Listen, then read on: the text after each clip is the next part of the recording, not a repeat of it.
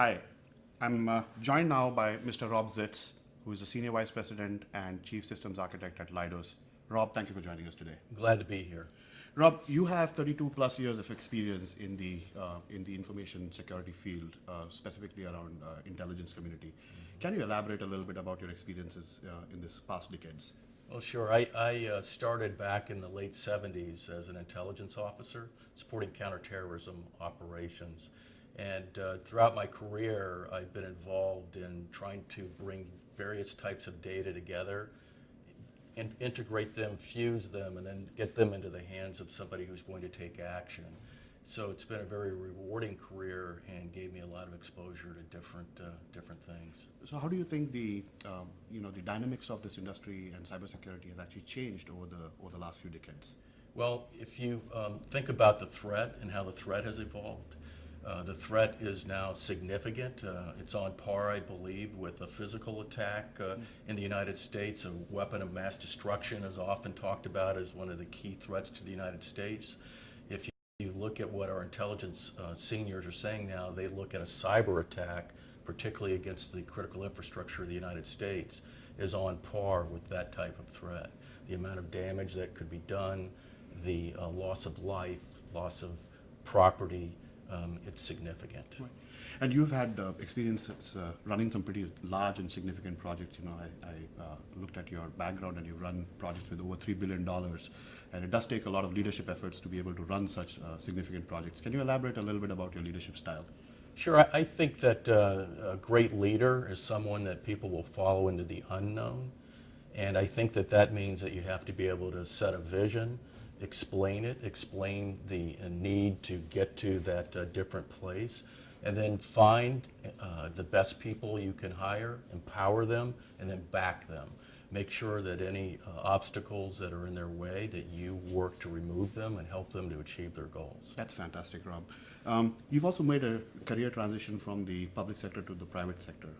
And as you look forward in 2015 and beyond, what sort of opportunities exist for public and private sector partnerships in the field of cybersecurity? Yeah, sure. I was 32 years in the government and spent time in the intelligence community, as you noted, but also in Homeland Security and in federal law enforcement.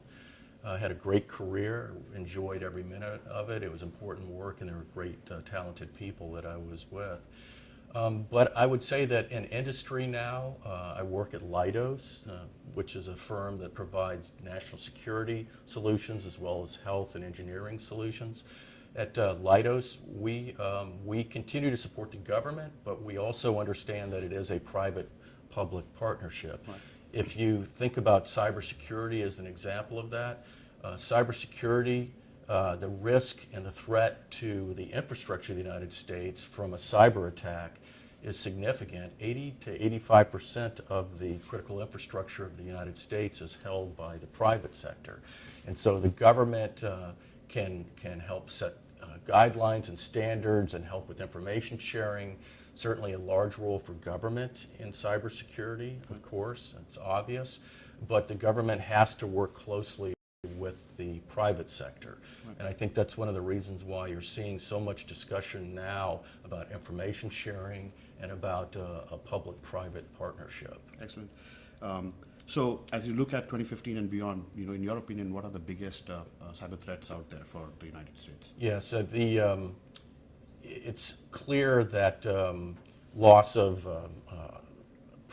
it is clear that identity theft and loss of personal information is an important problem, and one that can damage individuals and individuals' reputations.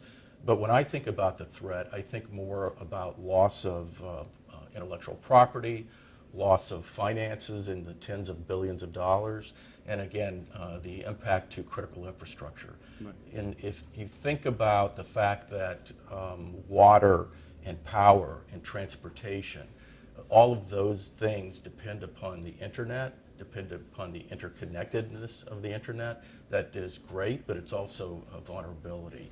And so if adversaries attack and exploit those vulnerabilities, there can be quite a bit of damage done. Right, and that's huge news in the last couple of months and weeks about the Sony attack, and it's completely changed the dimension of the views at the topmost level in the United States about cybersecurity.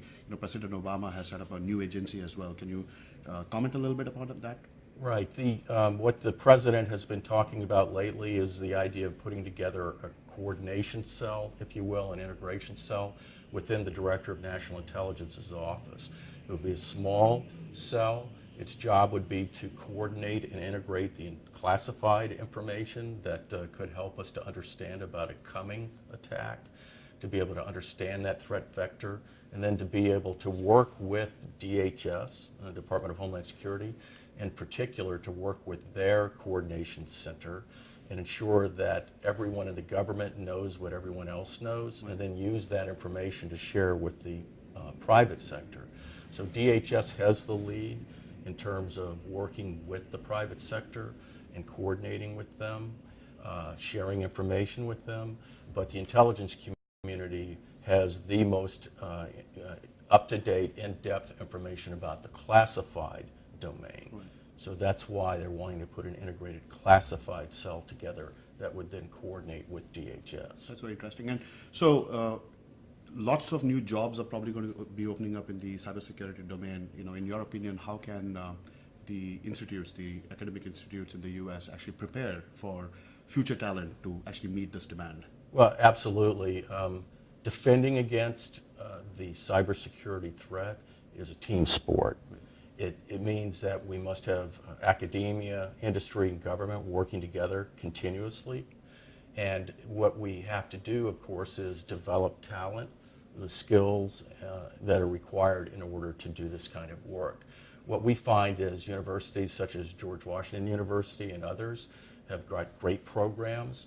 They have understood the need for developing young minds and focusing them on the idea of cybersecurity as a discipline, as a field, and as a career field. So we turn to academia to help us for our pipeline, as does the government. Great.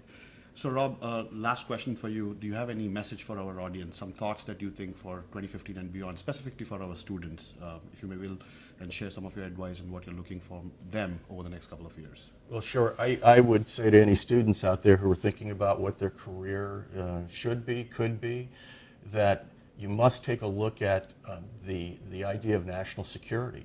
National security is critically important, and the cyber threat to our national security is large. We need help. We need to have bright young minds come into this field, and we would love to talk to you about this. Again, thank you very much, Rob. I really appreciate this, and on behalf of George Washington University, thank you very much again for taking your precious time and sharing your insights and thoughts with us.